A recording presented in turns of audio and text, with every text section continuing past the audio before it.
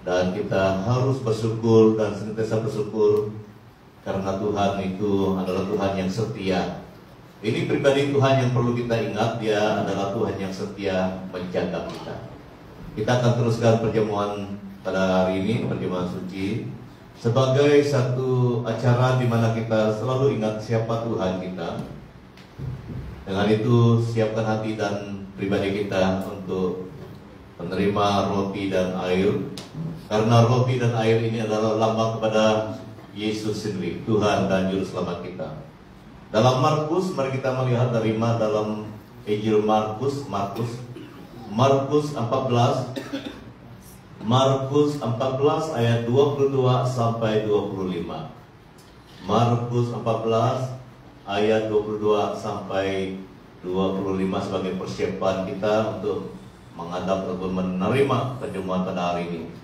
Dan ketika Yesus dan murid-muridnya sedang makan, Yesus mengambil roti, mengucap berkat, memecah-mecahkannya, lalu memberikannya kepada mereka dan berkata, "Ambillah, inilah tubuhku."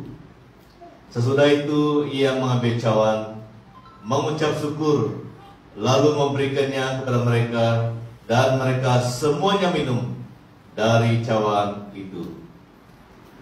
Dan ia berkata kepada mereka, "Inilah darahku, darah perjanjian yang ditumpahkan bagi banyak orang. Aku berkata kepadamu, sesungguhnya aku tidak akan minum lagi hasil pokok anggur sampai pada hari aku meminumnya, yaitu yang baru dalam kerajaan Allah." Mari kita berdoa. Tuhan Yesus, kami sekali lagi mau menerima roti dan air ini. Roti adalah lambang kepada tubuh-Mu yang mulia, yang maha mulia. Darah-Mu juga adalah darah yang kudus, maha kudus. Engkau rela ya Tuhan mempersembahkan satu persembahan yang sangat agung. Tidak dapat kami balaskan persembahan Tuhan, persembahan yang menyelamatkan kami, persembahan yang memberi harapan kepada kami. Tubuh dan darah Tuhan adalah satu-satunya jalan kami mengalami Tuhan, kami mengalami keselamatan, hidup yang baru daripada Tuhan. Tuhan Yesus, biarlah dengan perantaraan kuasa Roh Kudus-Mu, kami sungguh-sungguh menghormati persembahan yang Tuhan sudah lakukan.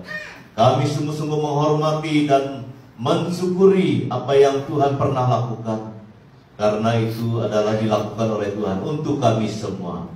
Tuhan berkatilah perjamuan ini, dan biarlah kami terus menjadi anak-Mu yang tidak pernah lupa akan karya Tuhan, akan perbuatan Tuhan yang mempersembahkan tubuh dan darah yang maha mulia untuk menyelamatkan kami. Berkatilah acara ini. Dalam nama Tuhan Yesus Kristus kami sedang berdoa. Amin. Jadi kalau air dan roti diedarkan di tengah-tengah kita yang sudah dibaptis dalam nama Tuhan, terima Tuhan sebagai Tuhan dan Juru Selamat kita, dialu-alukan menerima perjamuan ini. Kita pegang roti dan air dulu, kita pegang terlebih dahulu, nanti kita akan makan dan minum bersama.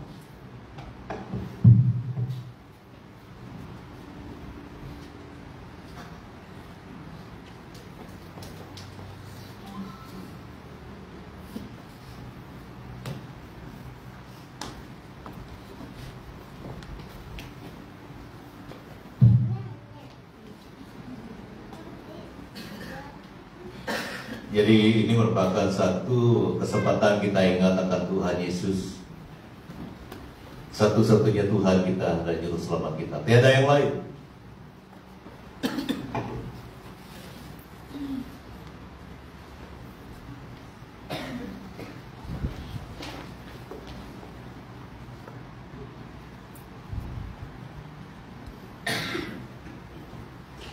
Itulah sebabnya kita harus berterima kasih, senantiasa berterima kasih, bukan hanya hari Minggu seperti ini saja, tapi setiap hari. Setiap hari kita harus berterima kasih. Berterima kasih sama juga artinya dengan bersyukur kepada Tuhan yang telah menjadi Tuhan dan Juru Selamat kita. Melalui apa? Melalui tubuh dan darahnya sendiri. Dia menjadi Tuhan dan Juru Selamat kita melalui tubuh dan darahnya sendiri. Inilah yang kita lakukan pagi ini. Kita mau mengambil roti dan minum air bersama-sama sebagai satu acara mengingatkan kita akan pengorbanan Tuhan Yesus yang sudah 2000 tahun yang sudah berlalu, rela mati untuk kita dengan darahnya, dengan tubuhnya yang dipersembahkan. Maka itulah pengorbanan yang sangat mulia. Melalui pengorbanan itu, Bapak Ibu Saudara-saudari, kita menemukan jalan. Itulah dia katakan, akulah jalan dan kebenaran dan hidup. Kenapa dia katakan akulah jalan dan kebenaran hidup? Karena dia menunjukkan dirinya sendiri. Dia menunjukkan dirinya sendiri itulah jalan. Dirinya sendiri itulah kebenaran. Dirinya sendiri itulah yang memberi hidup kepada kita. Bapak Ibu Saudara-saudari, kita harus bersyukur. Tiada yang lebih mulia yang kita sudah dapat daripada Tuhan. Mungkin kita tidak mempunyai emas yang banyak, mungkin kita tidak mempunyai uang dan harta yang banyak, tetapi kita sudah mendapat satu harta yang berharga, yaitu Yesus Kristus. Amin. Tidak ada yang lebih berharga daripada Yesus Tuhan kita. Jadi apabila kita memahami arti perbuatan Tuhan, arti karya Tuhan ini, kita akan selalu bersukacita. Itu sebabnya para hamba Tuhan dalam Alkitab dan sampai hari ini senantiasa bersukacita, senantiasa tahan dalam apapun ujian, karena kita semua sudah mendapat harta yang mulia, maha mulia. Siapa harta itu? Itu adalah Yesus yang telah mempersembahkan hidupnya bagi kita. Jadi kalau kita memahami apa yang sudah Tuhan Yesus lakukan, saudara, kita tidak akan lemah semangat, kita tidak akan putus asa apapun yang kita hadapi. Kita akan terus berjalan, kita akan terus memuji Tuhan, kita akan terus melayani Tuhan, kita akan terus hidup bagi Tuhan, karena kita sudah mendapat sesuatu yang maha mulia, yang sangat berharga di dalam Tuhan kita Yesus Kristus. Amin. Jadi kita harus ingatkan diri kita sendiri, saudara. Kita harus ingatkan diri kita sendiri yang telah memberi hadiah yang istimewa dalam hidup kita adalah Tuhan Yesus Kristus. Hadiah itu adalah tubuh dan darahnya, saudara. Darahmu sucikanku, darahmu beri kehidupan. Darahmu sucikanku sebagai korban tebusan. Sucikanku seputih salju, Yesusku, korban yang mulia. Kita harus mengingatkan diri kita sendiri. Tidak perlu terlalu bergantung kepada orang lain, saudara. Karena kita sudah ingat firman Tuhan, tahu firman Tuhan. Jadi dari firman Tuhan inilah yang kita pakai untuk memotivasi ke diri kita sendiri.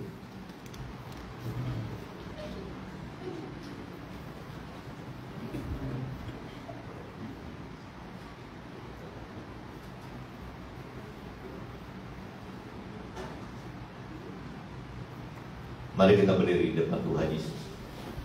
Tuhan yang kita sembah adalah Allah Roh Kudus. Itulah dia berkata, sembahlah Tuhan karena dengan roh dan kebenaran. Jadi kita menyembah Tuhan yang luar biasa, Tuhan yang ada di mana-mana. Tuhan ada di tempat ini. Tuhan melihat kita, mau ingatkan dia. Yesus memecah-mecahkan roti dan memberikannya kepada mereka. Makanlah kamu semua dari roti ini. Mari kita makan bersama.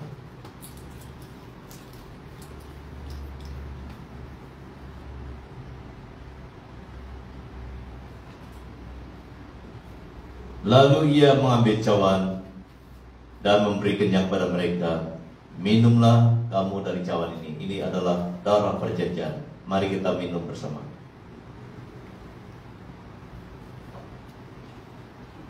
Bapak Ibu saudari, roti ini adalah lambang pada tubuh Tuhan, dan air ini adalah lambang pada darahnya. 2000 tahun yang sudah berlalu, semuanya sudah selesai. Kita hanya ingat apa yang pernah Yesus lakukan. Mari kita berdoa. Tuhan Yesus, terima kasih oleh karena Engkau terlalu mengasihi kami. Sebelum kami kenal Engkau Tuhan, Engkau sudah menyatakan kasih-Mu. Engkau menyatakan kasih-Mu bukan dengan hal yang lain. Engkau menyatakan kasih-Mu dengan tubuh dan darah-Mu yang mulia, Tuhan. Dengan adanya pengorbanan tubuh dan darah-Mu yang Engkau sudah persembahkan 2000 tahun yang sudah berlalu di kayu salib, kami mendapat kesempatan untuk diselamatkan. Kami sudah menemui jalan itu. Kami sudah menemui kebenaran itu. Kami sudah mendapat hidup melalui iman kami kepada Engkau, Tuhan.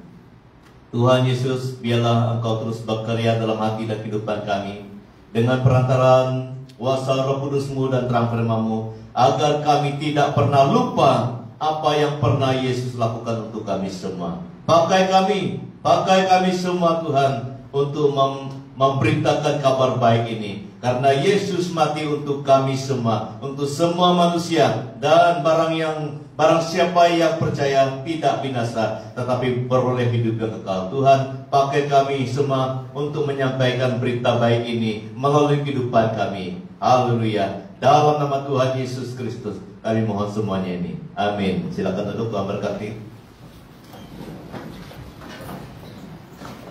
Puji Tuhan karena kita sudah masuk dalam bulan yang baru, bulan Februari 2025. Ini merupakan satu perjalanan. Kita masih meneruskan perjalanan hidup kita.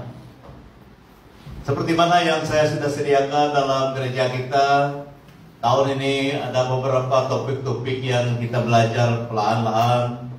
Karena firman Tuhan ini harus dibelajar ataupun harus dimengertikan dari hari ke hari, dari saat ke saat. Jadi itulah cara kita. Kita akan belajar firman Tuhan dengan cara yang sederhana, dengan cara yang dapat memberi pengertian, yang dapat memberi kita hikmat, supaya itu menolong kita juga, Tuhan.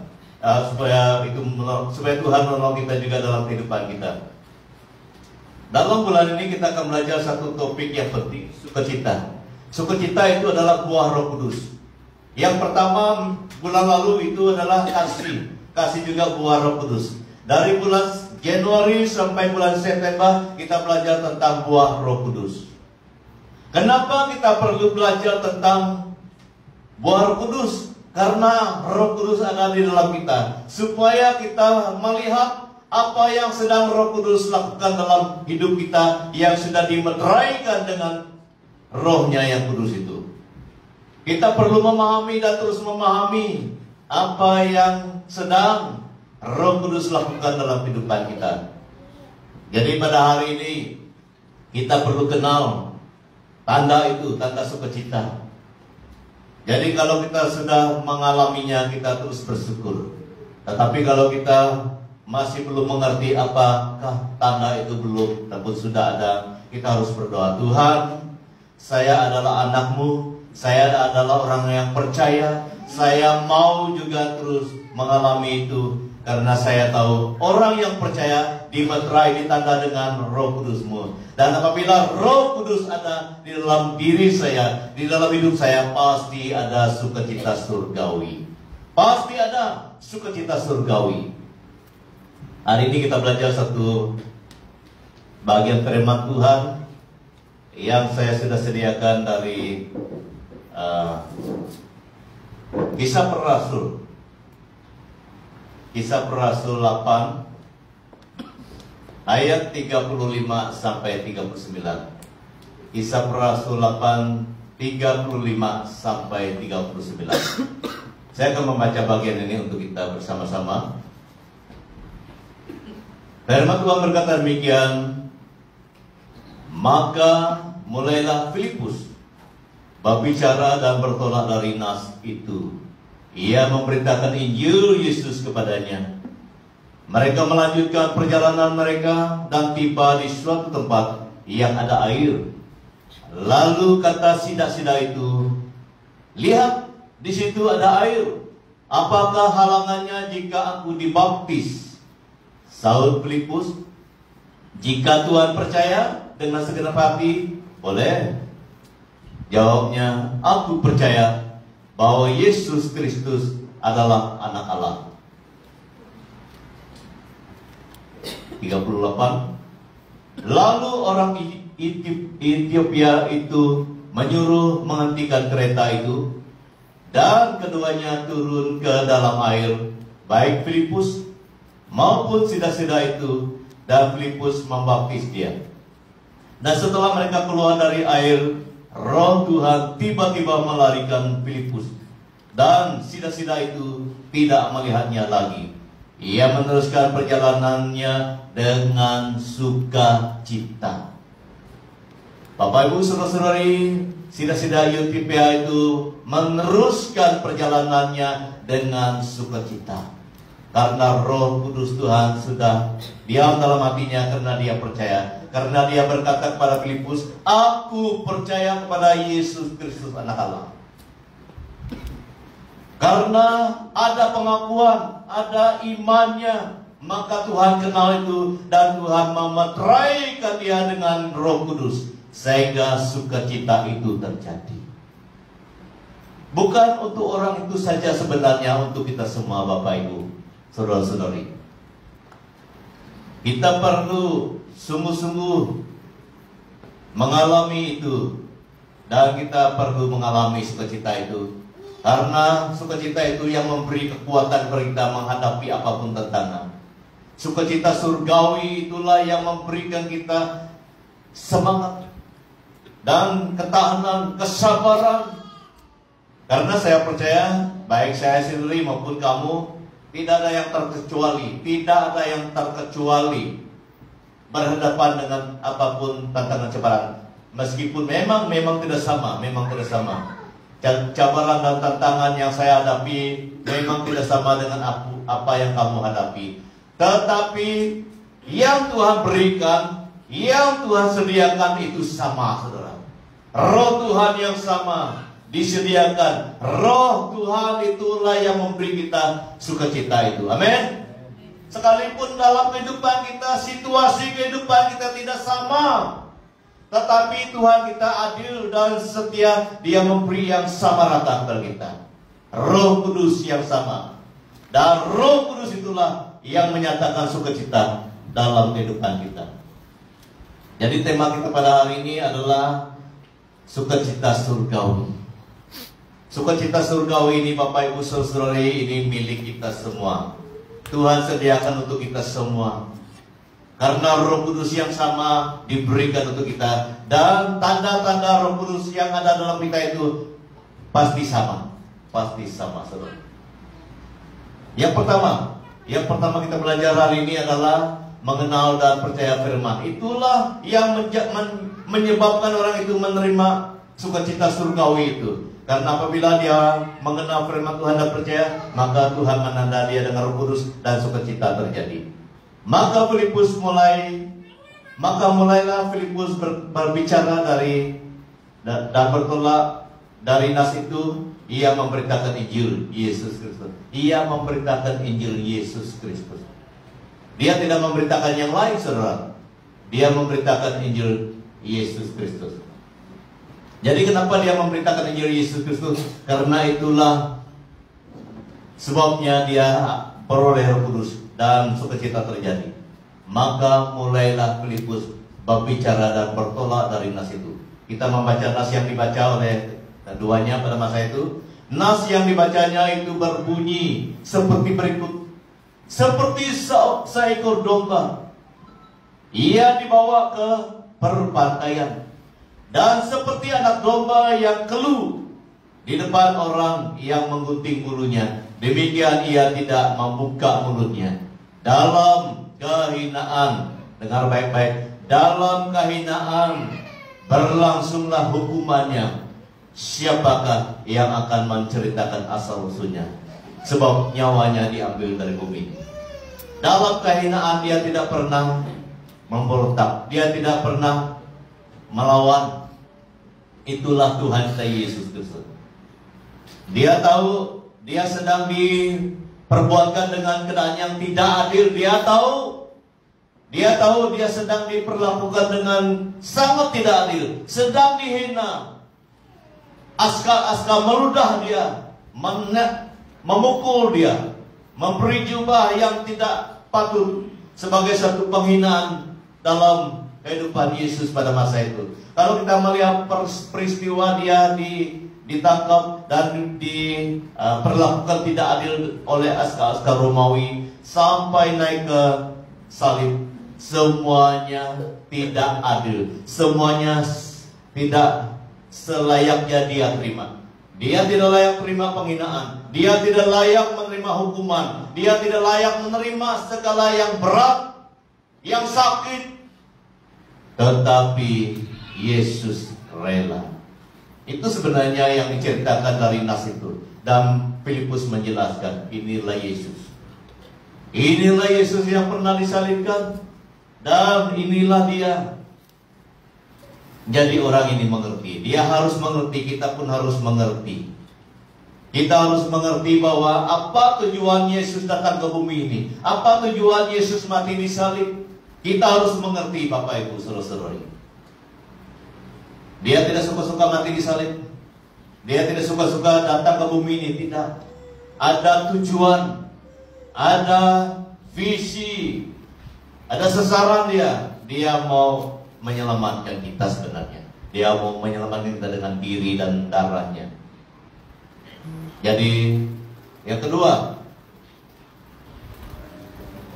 ia memberitakan Injil Yesus kepadanya. Setelah dia memahami teks yang dia beritakan itu, Filipus memberitakan Injil Yesus kepadanya. Sehingga dia mengerti. Orang ini sedang belajar, barulah dia mengerti. Itu sebabnya kita dalam gereja-gereja Tuhan ini kita saling melengkapi satu sama lain supaya kita semakin mengerti firman Tuhan. Itulah dalam kegiatan gereja kita adakan kelompok share dan sebagainya. Kita ada saat teduh dari hari ke hari. Setiap hari kita mengadakan bacaan firman Tuhan. Kita mengadakan bacaan firman Tuhan setiap hari di rumah masing-masing, di tempat kita berada, supaya kita lebih mengerti tentang Yesus yang diberitakan dalam Injil itu. Jadi apabila dia sudah selesai, barulah ini terjadi. Dia ingin membuktikan imannya. Karena dia sudah memahami, oh Yesus mati untuk manusia, Yesus mati untuk menebus dosa kami, Yesus mati untuk kami. Dia sudah memahami. Jadi ini yang terjadi. Mereka melanjutkan perjalanan mereka dan tiba di suatu tempat yang ada air. Lalu kata sida-sida itu, lihat di situ ada air. Apakah halangannya jika aku dibaptis? 37. Saul Filipus, jika Tuhan percaya dengan segenap hati, boleh, kata Filipus. Jawab orang itu, aku percaya bahwa Yesus Kristus adalah anak Allah.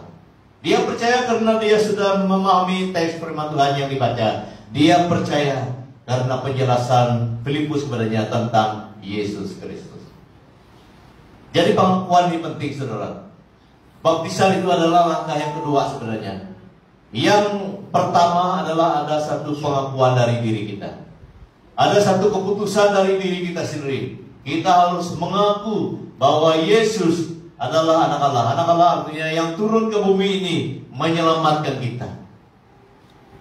Pengakuan ini harus kita pertahankan. Karena setiap kita yang sudah dibaptis, pasti ada pengakuan kita. Dan apabila ditanya oleh pastor ataupun yang mau membaptis kamu pasti jawab, saya percaya. Karena biasanya orang katanya, apa kamu benar-benar percaya Yesus? Apakah kamu sudah memahami apa yang Yesus lakukan? Ini sangat penting. Kita harus pegang. Dan setiap pada pengakuan kita sudah percaya. Itulah sebabnya dia ingin dibaptis, karena dia mau membuktikan. Dia mau membuktikan bahwa dia sudah benar-benar percaya. Sehingga dia katakan, apakah halangan kalau saya dibaptis? Jadi kalau kamu percaya Tuhan, kalau Tuhan benar-benar percaya, boleh, kata Filipus. Jadi dia katakan, aku percaya. Puji Tuhan. Puji Tuhan karena orang itu benar-benar percaya, sehingga dia ingin dibaptis. Mereka melanjutkan perjalanan mereka dan tiba di suatu tempat yang ada air. Lalu kata sida-sida itu, lihat, di situ ada air. Apakah halangannya jika aku dibaptis? Setelah dia membuat pengakuan yang dari hatinya, aku percaya Yesus Kristus anak Allah. Jadi yang kedua itu, dia mau membuktikan itu dengan membaptis, dengan dibaptis. Karena dalam zaman itu dia sudah mendengar dan mungkin dia sudah melihat peristiwa-peristiwa orang membaptis orang yang percaya. Mulai dari Yohanes Pembaptis.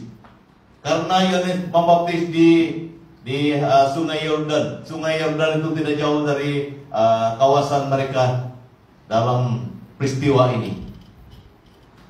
Sudah pasti dia tahu itu adalah cara orang yang membuktikan iman kepada Tuhan.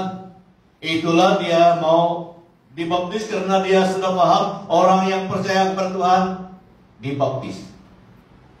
Bapak Ibu saudari, nomor satu perlu ada pengakuan kita dalam hati. Nomor dua perlu kita dibaptis sebagai bukti kita terima Tuhan. Jadi bagi ahli keluarga kita, sahabat andai kita yang belum menerima Tuhan, kita doakanlah dia dan kita beritakan berita baik kepada dia. Kalau ada tanda-tanda dia percaya, nyatakan gereja ada activity membaptis dan nyatakan nama mereka kepada majelis gereja dan kita selalu buat program bersama. Kalau ada satu orang yang mau dibaptis, kita akan buat program bersama. Kita akan tentukan masa di satu masa yang kita rasa-rasa itu sesuai untuk kita semua, baik untuk majelis gereja maupun untuk pastor, untuk yang dibaptis juga. Dan kita akan mencari tempat. Jadi perlu kita menandakan diri kita terima Tuhan dengan baptisan. Sebagai kita, sebagai ada iman, sebagai bukti ada iman, sebagai bukti ada iman. Jadi orang ini kalau kita melihat, dia adalah seorang yang lain, bukan orang Yahudi. Dia adalah pembesar, dia adalah pegawai. Kalau kita melihat pembesar dan kepala pembendaharaan, rupa-rupanya kurang lebih ini tugas Dekan Richard dengan Dekan Lili. Ini tugas pemberdoaan. Tapi bukan untuk gereja, ini untuk kerjaan, untuk Ratu Negeri Ethiopia itu. Tugasnya penting, pegawai yang penting dalam negeri itu. Tetapi oleh karena dia sudah mengenal Yesus mati baginya, dia tidak rasa malu.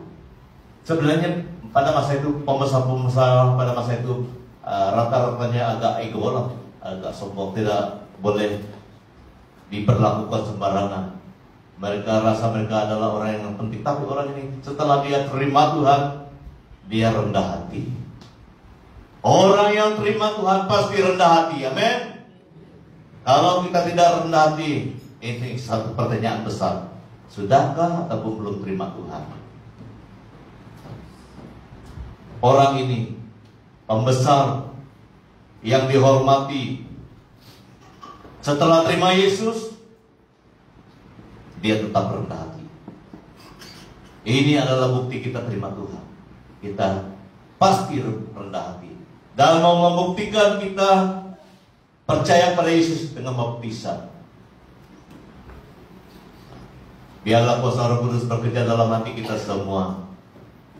Kalau selama ini kita belum rendah hati, kita perlu rendah hati. Orang Kristen, orang percaya Yesus harus rendah hati. Sepatutnya rendah hati. Kalau belum rendah hati, itu bukan pengikut Yesus. Bapak Ibu saudara-saudari, kita harus pastikan, karena Yesus yang kita sembah itu adalah lemah lembut dan rendah hati. Matius 11:29. Akulah, kata dia, belajarlah daripada aku, karena aku lemah lembut dan rendah hati. Kalau kita percaya pada Yesus, kalau kita mengikut Yesus, pasti kita juga lemah lembut dan rendah hati, karena roh dia ada di dalam kita. Amin. Roh dia ada di dalam kita. Pembesar ini sudah ada perubahan. Dia mau dibaptis. Luar biasa.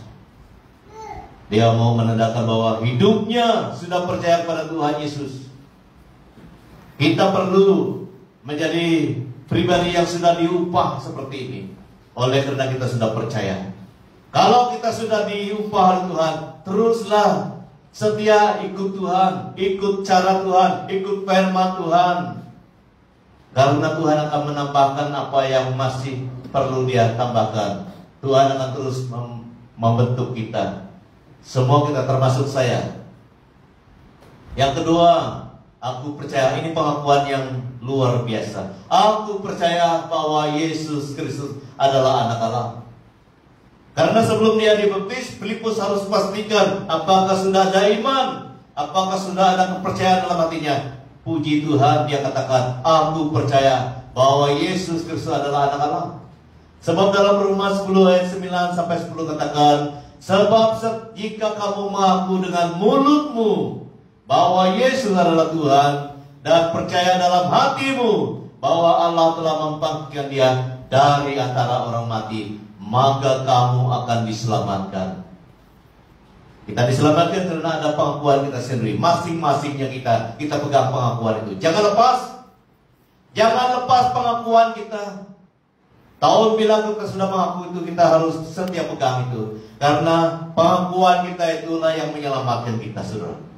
Selagi kita berpegang kepada pengakuan kita, percaya Yesus itu adalah Tuhan, dan percaya Tuhan Allah pernah membangkitkan Dia dari antara orang mati, keselamatan dan hadirat lawatan kuasa Tuhan senantiasa ada dalam hidup kita. Karena dengan hati orang percaya dan dibenarkan, dan dengan mulut kita yang mengaku akan diselamatkan. Masing-masing kita pertahan gitu. Jangan kita bergantung pada orang sebelah. Kita harus pegang pengakuan kita. Saya percaya Yesus. Saya percaya Tuhan, Dia adalah Tuhan. Saya percaya Dia pernah bangkit untuk saya. Masing-masingnya kita harus pegang pengakuan kita itu. Seperti orang ini, aku percaya bahwa Yesus adalah anak Allah. Jadi Roh Kudus akan terus di dalam kita kalau kita mempunyai pengakuan seperti itu. Karena Dia senang, Dia memang tahu itu pengakuan yang sungguh-sungguh dari hati kita. Yang terakhir, ini yang kita tunggu-tunggukan dalam kehidupan orang percaya. Ini yang seharusnya ada dalam kehidupan kita semua, Bapak Ibu saudara-saudari. Seharusnya senantiasa ada. Seharusnya senantiasa ada setiap hari. Dan setelah mereka keluar dari air, Roh Tuhan tiba-tiba melarikan Filipus, dan sida-sida itu tidak melihatnya lagi. Ia meneruskan perjalanan dengan sukacita. Itu cara Tuhan pada masa itu. Tidak semestinya sama untuk kita juga, tapi yang pasti Roh Tuhan, Roh Kudus Tuhan itu yang melakukan hal yang tidak dapat kita lakukan, yang luar biasa, yang menolong kita, yang memberi perlindungan kepada kita. Pekerjaan Roh Tuhan itu terlalu banyak, saudara. Apabila Dia membawa Elia dengan kereta api itu, begitulah cara Tuhan untuk dia. Tetapi cara Tuhan tidak pernah kurang. Tidak pernah kurang menolong kita, amin. Walaupun tidak sama dengan orang itu, walaupun tidak sama dengan Elia, walaupun tidak sama dengan Musa, tetapi cara Tuhan tidak pernah kurang menolong kita, menyatakan kuasanya untuk kita. Jadi Roh Tuhan tiba-tiba melarikan Filipus. Puji Tuhan, ini yang membuat kita bangga sebenarnya. Hal yang luar biasa terjadi karena Roh Tuhan itu bersama dengan Filipus. Roh Tuhan itu memakai Filipus. Roh Tuhan itu juga yang menyertai kita hari ini. Amin. Dunia ini memang banyak goncangannya, tetapi jangan khawatir, ada satu pribadi Tuhan di dalam kita, Roh Tuhan itulah yang menolong kita. Itu sebabnya kita harus percaya, pegang pengakuan kita itu. Itulah saya katakan, jangan lepas pengakuan kita itu. Kita harus tetap percaya Yesus adalah Tuhan. Karena Tuhan sangat mengenal siapa yang berpegang pada pangkuan itu. Itu adalah kunci yang penting, saudara. Kunci kereta kita boleh hilang, kunci rumah kita boleh hilang, kunci iman kita jangan hilang. Amin. Kunci iman kita jangan hilang, saudara. Kita harus mengaku Yesus adalah Tuhan. Itu kunci iman. Kalau kita melihat peristiwa yang menceritakan tentang siapa Filipus ini, dia adalah yang disenaraikan 7 orang itu yang menolong para rasul. Karena para rasul pada masa itu tidak dapat melayani sendiri. Kalau rasul saja yang tidak dapat melayani sendiri, kita pun perlu saling menolong. Amin. Rasul ada berapa orang pada masa itu di Yerusalem. Mereka begitu sibuk memerintahkan Injil, mereka juga begitu sibuk memberi kebajikan dan melayani orang ramai. Tidak tahan. Perlu tambah 7 orang, termasuklah Filipus. Jadi itulah kita selalu dorong satu dengan lain. Kita harus kerjasama. Kita harus sama-sama melakukan pekerjaan Tuhan. Kalau kita kerjasama, itulah tandanya Roh Tuhan selalu memimpin kita. Usul itu diterima baik oleh seluruh jemaat. Lalu mereka memilih Stefanus, seorang yang penuh iman, dan Roh Kudus, dan Filipus. Semua 7 orang ini memang penuh iman dan Roh Kudus semua. 7 orang ini, bukan Stefanus saja. Ketujuh orang yang dipilih pada masa itu penuh dengan iman dan Roh Kudus. Dan ada juga yang lain lah, bukan mereka 7 orang saja. Ada juga yang lain. Tetapi Filipus juga memang dipenuhi Roh Kudus. Bukan mereka saja, kita juga, saudara. Saya mau dorong kita semua, saya mau ingatkan kita semua, kita ini adalah yang percaya. Kita ini juga yang dipimpin, dikuasai, dan ditolong oleh Roh Kudus itu. Kita harus percaya. Tuhan yang berjanji itu tidak pernah lupa janjinya. Setiap orang yang percaya pada Yesus dimeterai, disertai oleh Roh Kudus itu. Roh Kudus itulah yang senantiasa memimpin Filipus. Filipus dapat memerintahkan Injil kepada orang sida-sida itu. Filipus mengenal ada keperluan di dalam kehidupan sida-sida itu. Roh Kudus memberitahu dia. Demikian juga kita. Kita harus senantiasa terbuka dengan dan peka akan bisikan Roh Kudus. Bisikan Roh Kudus ini kita harus kenal dari kebenaran firman Tuhan. Banyak bisikan-bisikan yang lain, tapi kita harus peka. Karena Roh Kudus selalu memberitakan firman. Roh Kudus selalu menyatakan Yesus itu Tuhan. Roh Kudus itu selalu menyatakan kebenaran. Kalau roh yang lain itu dia tidak menyatakan kebenaran, jangan percaya. Banyak orang cerita bisikan Roh Kudus, tetapi Roh Kudus selalu menyatakan firman Tuhan, menyatakan kebenaran, menyatakan Yesus Tuhan. Itulah sebabnya kita selalu ajar kita semua tekun belajar firman Tuhan supaya kita kenal suara Roh Kudus itu juga. Jadi Roh Kudus selalu memimpin Filipus dan dia juga memimpin kita. Kita harus katakan, ya, saya percaya Roh Kudus itu memimpin saya. Jadi ini adalah tanda kasih Tuhan juga yang sama rata. Dia memeteraikan orang dulu sampai hari ini, sampai Maranatha dengan Roh Kudus Tuhan. Firman Tuhan tidak pernah hilang. Firman Tuhan tidak pernah kurang. Firman Tuhan terus digenapi. Siapa saja yang percaya terus dimeterai. Siapa saja yang percaya terus dimeterai dengan Roh Kudus itu. Tetapi Roh Kudus itu bekerja bukan secara duniawi. Roh Kudus bekerja secara kebenaran, cara Tuhan. Yang kedua, ia meneruskan perjalanan dengan sukacita. Dengan sukacita itu adalah orang yang diinjili oleh Filipus, orang yang sudah dibaptis oleh Filipus. Sama hanya juga dengan kita. Sukacita itu harus kita pertahankan. Bagaimana kita boleh pertahankan sukacita Tuhan dalam hidup kita? Persekutuan kita dengan Tuhan itu harus senantiasa berjalan.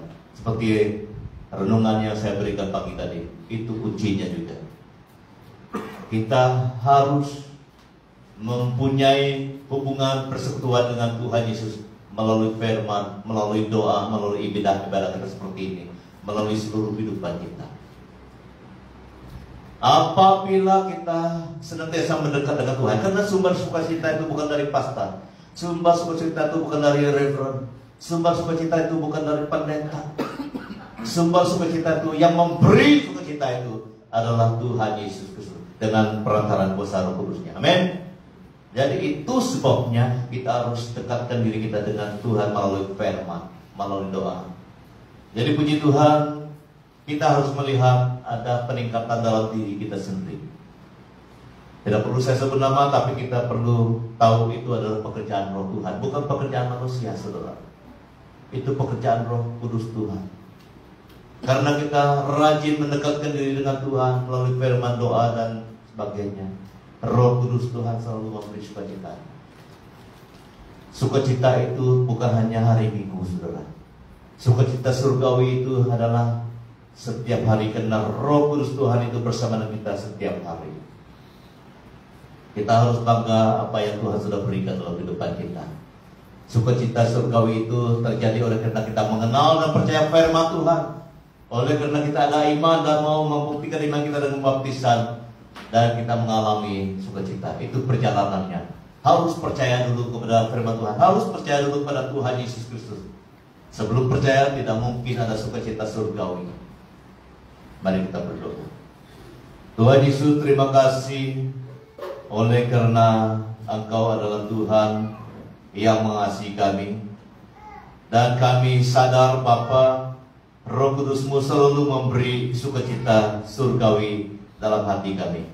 Sukacita surgawi inilah yang memberi kami kesabaran, ketahanan, semangat untuk meneruskan kehidupan ini. Walaupun kehidupan kami penuh dengan cabaran, tantangan, dan dugaan, tetapi sukacita surgawi inilah yang memberi kami kekuatan, penghiburan, kesabaran. Terima kasih Bapa oleh karena kehadiran Roh Kudus-Mu yang memberi kami sukacita surgawi itu.